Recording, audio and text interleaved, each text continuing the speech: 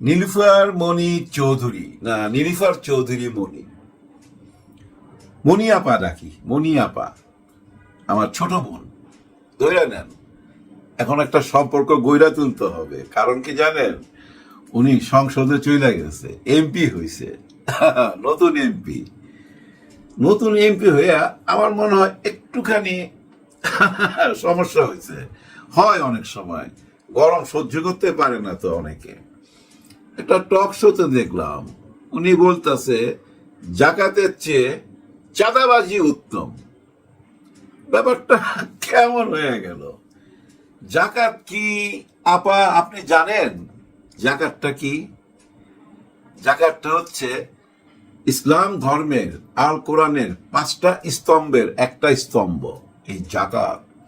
এই জাকাতের টাকা দিয়া, জাকাতের এই দৌলত দিয়া চারিদিক থেকে আইনা গরিবের মুখে খাবার তুইলা দিতে হয়। গরিবের মুখে খাবারের নামই হলো জাকাত। যার আছে, মনে করেন আপনার অনেক আছে, আপনি ওর থেকে কিছু একটা অংশ গরিবদের দিবেন, এটাই জাকাত। আর চাঁদাবাজি কি জানেন? এই যে গরিবদের কাছ থেকে ওদের মুখের খাবারটা ছিনায় নেওয়াটা, এটা হচ্ছে চাঁদাবাজি। এখন গরিবের মুখে খাবার তুলে দেওয়াটা জাকাত, আর গরিবের মুখের খাওয়াটা ছিনায় নেওয়াটা হইলো চাঁদাবাজি। কোনটা উত্তম? এটা আপনি একটু বুঝায় বলতে পারবেন? না, বুঝায় বলতে পারবেন না। কেন এটা বলছেন এটাও বুঝি।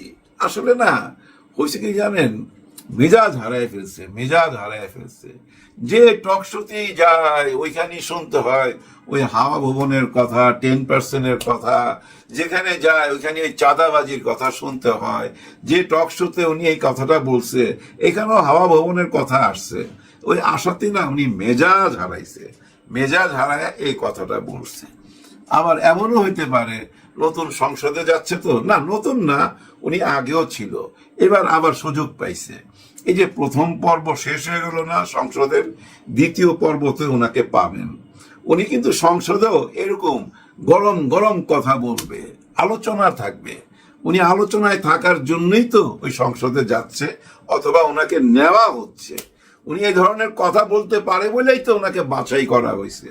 এটা হলো সোজা অঙ্ক, বুঝা নিতে হবে। কিন্তু আপা এটা কিন্তু অন্যায় কথা বলছেন, ক্ষমা চায় নিয়েন, ক্ষমা চায় নিয়েন। আমি জানি না হুজুররা আবার কোনো ফতুয়া দেয় কিনা। হ্যাঁ ভাই, দিতে পারে যে এই কথা উনি কেন বললো, এটার জন্য বিরাট বড় প্রতিবাদ হইতে পারে, মিছিল হইতে পারে, রাস্তায় নামতে পারে। কারণ খুব বড় অন্যায় কথা বলে ফেলছে। জাকাত নিয়া এভাবে কথা বলা ঠিক হয় নাই। জাকাতের সাথে চাঁদাবাজি কেন মিলাবেন? জাকাত তো অন্যের মুখে খাবার তুলে দেওয়ার জন্য, গরিবের মুখে খাবার তুলে দেওয়ার জন্য। আর চাঁদাবাজি হচ্ছে গরিবের মুখে খাবার ছিনায় নেওয়া। ছিনায় নেওয়াকে বলে চাঁদাবাজি, আর মুখে তুলে দেওয়াকে বলে জাকাত। এইটুক বুঝেন। এটা একটা মুসলমানের দেশ, ইসলামিক কান্ট্রি, বুঝেন না কেন? আপনার এই ধরনের কথাবার্তায় আপনি নিজেই তো ছোট হচ্ছেন, মানুষের কাছে ছোট হচ্ছেন না। এই কথার কোনো দাম আছে 2 পয়সা? আপনি এইভাবে চাঁদাবাজিকে জায়েজ করতে পারবেন? আর চাঁদাবাজি আপনাকে শুনতে হয় কেন? কারণ কি আপনি জানেন তো, আপনি দলের লোকরা করে তো, করে বলেই তো শুনতে হয়। এটা হজম করতে হবে। এটাকে জায়েজ করার জন্য আপনি জাকাত সামনে নিয়ে আসবেন, ইসলামিক মূল্যবোধের মধ্যে আঘাত করবেন, মানুষের মনে কষ্ট দিবেন। এটা কি ঠিক? নিশ্চয়ই ঠিক না। যাই হোক, এত বুঝা লাভ নাই। আপনি নিশ্চয়ই বুঝা ফেলাবেন। এই সোশ্যাল মিডিয়াতে চোখ রাখলেই আপনি বুঝতে পারবেন আপনি কি বলছেন, কত বড় অন্যায় কথাটা বলছেন। যাই হোক, মনিয়াপাকে আমরা ওই টক শোতে রাইখা দিলাম, উনি টক শোতে থাকুক। চলেন আমরা একটু স্টেডিয়ামে যাই। স্টেডিয়ামে আজকে খেলা চলতেছিল। ওই খেলার মধ্যে অনেক সময় নামি দামি লোক গেলে ক্যামেরা ওনার কাছে চইলা যায়। হ্যাঁ ভাই, খুব নামি দামি লোক যদি যায় খেলা দেখতে, ক্যামেরা চইলা যায়। আর বর্তমানে বাংলাদেশের সবচেয়ে নামি দামি মানুষটা কে? আমাদের মাননীয় স্বরাষ্ট্রমন্ত্রী। হ্যাঁ, উনি খেলা দেখতে গেছে, ক্যামেরা ওনার দিকে গেছে। ক্যামেরা ওনার দিকে যাওয়ার পর যে ঘটনাটা ঘটছে, এই ঘটনাটা সত্যি অনেক চিন্তায় ফেলাই দিছে আমাকে। ওনাকে চিন্তায় ফেলছে কিনা আমি জানি না। দেখেন,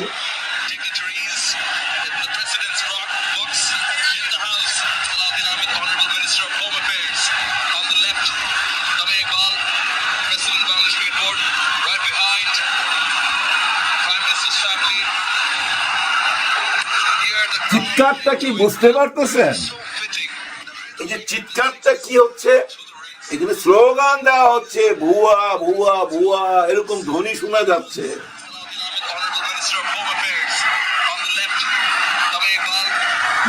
খেয়াল করলে বুঝতে পারবেন, ভুয়া ভুয়া। এখন কথা হচ্ছে, এই যে ছাত্র শিবির সব ঢুকে গেল কিভাবে এই স্টেডিয়ামের ভিতরে, জামাত কিভাবে সবাই ঢুকে গেল স্টেডিয়ামের ভিতরে, এখানে বিএনপির দর্শক কোথায়? বিএনপির ওনারা কি ক্রিকেট খেলা দেখে না? এই যে ছক্কাগুলা মারতেছে, এগুলো দেখার জন্য বিএনপির কেউ কি স্টেডিয়ামে যায় নাই? সারা স্টেডিয়াম কেন একই কথা, ভুয়া ভুয়া। এতে কি বোঝা যায়? হ্যাঁ, কি বোঝা যায় বলেন?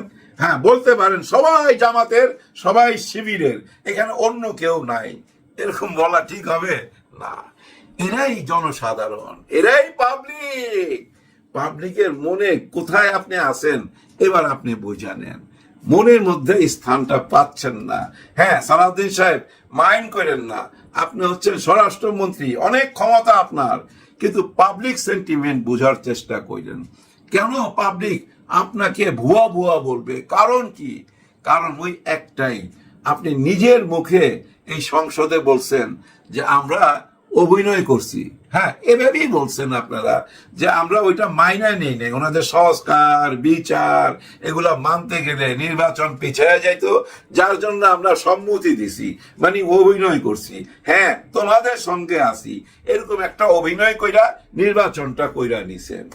কত বড় প্রতারণা জাতির সঙ্গে। এই কথার কি অর্থ আপনি নিজে কি বুঝেন? বুঝতে পারেন স্যার? আমার মনে হয় বুঝতে পারেন না, কিন্তু আজকে বোঝা উচিত। আপনি অন্তত এইটুক তো চিন্তা করতে পারতেছেন, এই স্টেডিয়ামের সবাই শিবিরের না, জামাতের না, এখানে জনসাধারণ, আম পাবলিক, ওনারা আপনাকে ভুয়া ভুয়া বলতেছে। সবাই কেন আপনার বিপক্ষে যাবে? কারণ কি? কারণ ওই একটাই, আপনি জুলাইকে মেনে নিচ্ছেন না। এই বার্তাটা জনসাধারণের মনের মধ্যে গাইথা গেছে। জনগণ এখন একটা কথা বুঝা ফেলাইছে, যতই কিছু বলুক ওনারা 9 বুঝে কিন্তু 6 বুঝে না। 9টা ঠিকই বুঝা নেয় কিন্তু 6 বুঝে না। কিন্তু ওই 1 2 3 4 5 6 পার হয়েই তো 9-এর কাছে যাইতে হয়। তাহলে 6 বুঝবেন না কেন? 9টাই খালি বুঝে নিবেন, এটা তো হয় না। যার জন্য জনগণের মুখে আজকে এরকম কথা শুনতে পাচ্ছেন, যার জন্য আজকে স্টেডিয়ামে এই পরিস্থিতি তৈরি হয়েছে। নিশ্চয়ই আপনার মন খারাপ হয়েছে, চেহারা দেখলে বোঝা যায় আপনার মন খারাপ হয়েছে, কিন্তু কিছু করার নাই। কেন মন খারাপ হয়েছে? কেন জনগণ আপনার বিপক্ষে গেছে? একটুখানি বোঝার চেষ্টা করেন। একটুখানি বোঝার চেষ্টা করলেই আগামী 5 বছর সুন্দরভাবে দেশটা চালাইতে পারবেন, এই দেশটাকে গড়তেও পারবেন। জনগণ আপনাদের পাশে থাকবে। আজকে আবার দেখলাম আপনি একটা থানায় গেছেন, ওই থানায় যায় আপনি বলতেছেন অন ক্যামেরা, আপনি লুকায় বলেন নাই যে বিএনপি কেউ আসলে ওদেরকে সহযোগিতা করো, হেল্প করো, লিগেল ওয়েতে হেল্প করো, লিগেল ওয়েতে, অন্যায় ভাবে না। আইনগত কোনো হেল্প চাইলে বিএনপির তাকে হেল্প করো। আমার প্রশ্ন, এটা আলাদাভাবে কেন আপনাকে বলতে হচ্ছে? কেন আপনি আলাদাভাবে বলবেন যে বিএনপির দিকে সুনজর দিতে হবে, ওদেরকে হেল্প করতে হবে? ন্যায়সঙ্গত ভাবেই এই কথা আলাদাভাবে কেন বলতে হবে? বাংলাদেশের সব জনগণের কথাই তো আপনার বলা উচিত, সবার কথাই তো বলবেন। সবাইকে কি বিএনপি করতে হবে? এই যে থানাতে বললেন বিএনপির কেউ আসলে হেল্প করতে, লিগেল ওয়েতে। এখন ধরেন থানার মধ্যে 100 জন দাঁড়াইছে জিডি করার জন্য, এখন থানাতে কি এইভাবে সিদ্ধান্ত নিবে এই বিএনপির কে কে আছে আলাদা দাঁড়ান, আর যারা বিএনপি করেন না তারা আলাদা? আগে বিএনপিদেরকে হেল্প করে নেই, লিগেল ওয়েতে হেল্প করে নেই, তারপরে আপনারা। এরকম হয়ে গেল না ব্যাপারটা? ব্যাপারটা সুন্দর দাঁড়াইলো না। যাই হোক, আবার আপনার কাছে আসবো। হ্যাঁ, স্বরাষ্ট্রমন্ত্রী সাহেব, আপনার কাছে আবার আসবো। এখন আবার ওই সংসদে যাইতে চাই। সংসদের এই যে প্রথম পর্ব শেষ হলো, প্রথম পর্বের মধ্যে ডাক্তার শফিকুর রহমান স্যার একটা বক্তব্য দিয়েছিল, আপনাদের মনে আছে নিশ্চয়ই, মনে রাখা উচিত, পুরো জাতিকে মনে রাখা উচিত। উনি একটা বিচার চাইছে। হ্যাঁ, উনি বিচার চাইছে যারা জাইমা রহমানকে অপমান করছে, জাইমা রহমানকে নিয়ে বিকৃত কার্টুন বানাইছে, তাদের বিচার চাইছে এই সংসদে দাঁড়ায়া। উনি নিজে বলছে যে আমার 2টি মেয়ে আছে, এই যে অপমানের ব্যথাটা আমি বুঝতে পারতেছি। যেভাবে অপমান করা হয়েছে প্রধানমন্ত্রীর মেয়েকে, এই প্রধানমন্ত্রীর মেয়েকে কারা অপমান করলো, কারা এই কার্টুন বাইর করলো, কারা এই অপমানজনক ফটো কার্ড গুলা ছড়ায় দিল, এদেরকে কেন বাইর করা হচ্ছে না? এটা কি বাইর করা খুব কঠিন কাজ? বিচার চাইছে তো, সংসদে দাঁড়ায় বিচার চাইছে। ডাক্তার শফিকুর রহমান স্পষ্ট ভাষায় বলছে যে এই অপমান শুধু আমার না, এই অপমান শুধু প্রধানমন্ত্রীর না, এই অপমান এই যে 300 এমপি আছে সংসদের ভিতরে, সবাই অপমান। কারা এই কাজটা করলো, কারা এই ইতর প্রাণী, এই শব্দটা উচ্চারণ করছে, কারা এই ইতর প্রাণী, তাদেরকে খুঁজা বাইর করা হোক। এবার আসি আবার আমাদের সালাউদ্দিন সাহেবের কাছে। সালাউদ্দিন সাহেব, প্রধানমন্ত্রীর মেয়েকে নিয়ে কারা এই অপমানজনক কার্টুন গুলা বানাইছে, ফটো কার্ড গুলা বানাইছে, এটা বাইর করার জন্য এত সময় নিতেছেন কেন? দাবি জানাইছে তো, বিচার চাইছে তো সংসদে দাঁড়ায়া, তাহলে তো 48 ঘন্টাও লাগার কথা না এই অপরাধীকে খুঁজা বাইর করা। এই অপরাধী বাংলাদেশের ভিতরেই তো আছে, কেন খুঁজা বাইর করা হচ্ছে না? ডাক্তার শফিকুর রহমান কেন এত জোর দিয়া বলল? ভাই ব্রাদার, বুঝার চেষ্টা করেন। এই যে ট্যাগিং এর রাজনীতি, একজনের ফটো কার্ড আরেকজনের নামে চালায়া দেওয়া, যার জন্য থানার ভিতরে কত বড় গন্ডগোল হইলো, মারামারি হইলো, থানার ভিতরে সাংবাদিক সুদ্ধা মাইর খাইলো, কত রকম নেককারজনক ঘটনা ঘটলো ওই ফটো কার্ড নিয়ে। জাইমা রহমানকে নিয়ে অপমানজনক কিছু ফটো কার্ড বাইর করছিল। ওই ফটো কার্ড গুলা কারা বাইর করছিল এখনো কেন বাইর করতে পারলেন না? তাতে কি বোঝা যায় না এই ফটো কার্ড গুলা কারা বাইর করছে? হ্যাঁ ভাই, উপরে থুতু মারলে গায়ে ছিটা পড়তে পারে। ওই যে বলে না, কেঁচো করতে গিয়া সাপ বাইরেব, এখন কেঁচো করতে যান, দেখবেন সাপ না ডাইনাসর বাইরে হবে। তো ডাইনাসর, আমার কেন জানি মন বলতেছে এই আকাম গুলা, এই অপকর্ম গুলা এমন কেউ করছে যাদেরকে এখন যদি সামনে আনতে যান না, তাহলে বেজ্জতি হইতে হবে। এমন হইতে পারে না, যতক্ষণ না আনবেন ততক্ষণ ভাই এই প্রশ্ন থাইকা যাবে। আমাদেরও দাবি, সারা বাংলাদেশের সবাই দাবি তোলা উচিত, ভাই নারীদেরকে অপমান করা যাবে না, সে যেই হোক না কেন তাকে সম্মান দিতে হবে। মায়ের জাত, আমার বোনের জাত, তাদের অসম্মান আমরা কেন মাইনায় নেবো? আমরাও চাই এই অপরাধ যারা করছে তাদেরকে সামনে আনা হোক। জামাত নিয়ে ভাই এখন সবাই টেনশন আরম্ভ হয়ে গেছে। ভিডিওটা শেষ করার আগে ছোট্ট দুইটা কথা বলবো।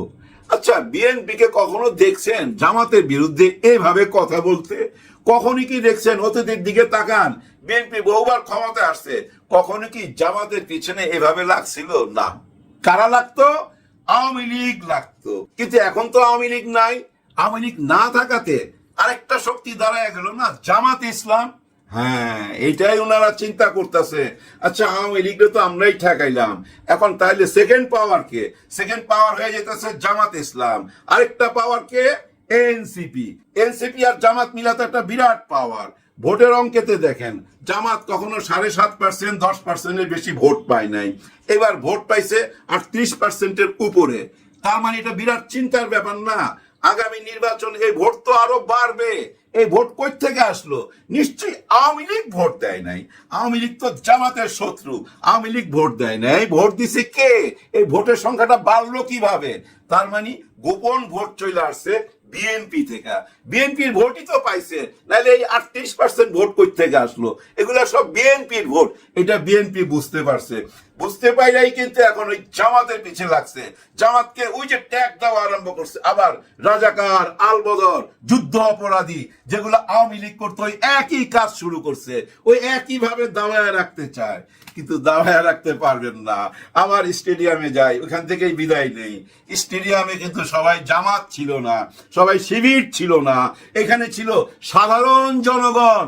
এই জেনারেশন, বর্তমান জেনারেশন ছিল এই স্টেডিয়ামে। তাদের মনের ভাষা তো বুঝতে পারছেন। তাদের মনের ভাষা যদি বুঝতে পারেন, আমার মনে হয় আপনারা সঠিক পথে যাইতে পারবেন। আর যদি মনের ভাষা না বুঝেন, তাহলে সঠিক পথে যাইতে পারবেন না। বাকিটা সময় বইলা দিবে। হ্যাঁ ভাই, বাকিটা সময় বইলা দিবে। শুধু এইটুক বলতে পারি, যতক্ষণ পর্যন্ত আপনারা জুলাইকে না মেনে নিবেন, যতক্ষণ পর্যন্ত এই যে বলছেন যে আপনারা ছলনা করছেন, এই ছলনার জন্য আপনারা ডুইবা যাবেন। হ্যাঁ, এই ছলনার জন্য ডুইবা যাইবেন। হয়তো বলবেন যেগুলো আমার মনের কথা না, কথার কথা বলছি, এমনও হইতে পারে ভাই। এই বিএনপি থেকে বলতে পারে এটা ওনার ব্যক্তিগত কথা, কিন্তু ব্যক্তিগত কথা না, সবাই মিলা একই সুরে বলছেন, এটা সময় বইলা দিবে। ওই যে একটা গান আছে না, অনেক কথাই বলো তুমি, মন থেকে যা বলো না। আবার অনেক তোমার সত্যি কথা আমি ভাবি ছলনা। এখন কোনটা সত্যি কোনটা মিথ্যা এটা আপনার মনই জানে আর উপরওয়ালা জানে, কিন্তু আমরা যাই না গেছি আপনারা জুলাইয়ের পক্ষে না। আর আপনারা জুলাইয়ের পক্ষে না বইলেই কিন্তু স্টেডিয়ামে ওই ভুয়া ভুয়া ধ্বনি উঠছে। সাবধান হইতে বলবো সবাইকে। আল্লাহ যেন সবাইকে বোঝার তৌফিক দেয়। হ্যাঁ, আল্লাহ যেন বোঝার তৌফিক দেয়, দেশটা যেন সুন্দরভাবে এগিয়ে যেতে পারে, এইটুকুই দোয়া করি। সবার জন্য সবাই দোয়া করবেন। আল্লাহ হাফেজ।